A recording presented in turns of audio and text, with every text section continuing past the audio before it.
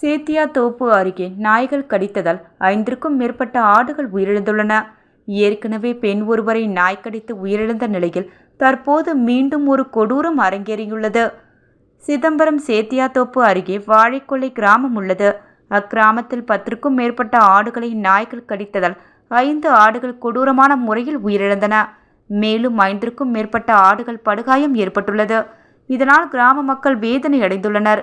கிராமத்தின் தெருவில் சுற்றித் திரியும் நாய்களை பிடிக்க மாவட்ட நிர்வாகத்திற்கு பலமுறை கோரிக்கை வைத்தும் எந்த பலனும் இல்லை எனவும் தெரிவித்துள்ளனர். இன்று ஆடுகளுக்கு ஏற்பட்ட நிலைமை நாளை தெருவில் நடமாடும் குழந்தைகள், பள்ளி மாணவர்கள், வயதானவர்கள் என மனிதர்களுக்கும் நாய்களால் மிகப்பெரிய ஆபத்து காத்திருக்கிறது எனவும் குறிப்பிடுகின்றனர். உடனடியாக ஆடுகளை மருத்துவ பரிசோதனை செய்து இறந்த ஆடுகளுக்கு மற்றும் படுகாயமடைந்த ஆடுகளுக்கும் உரிய நிவாரணம் வழங்க வேண்டும். இனியும் இதுபோன்ற நிலை ஏற்படக்கூடாது.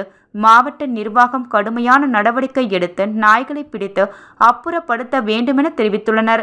அக்கிராமத்தில் சில மாதங்களுக்கு முன்பு ஒரு பெண்ணை நாய் கடித்து அவர் சிகிச்சை பலனின்றி உயிரிழந்த நிலையில் இன்று கால்நடைகளை நாய்கள் கடித்து உள்ளது.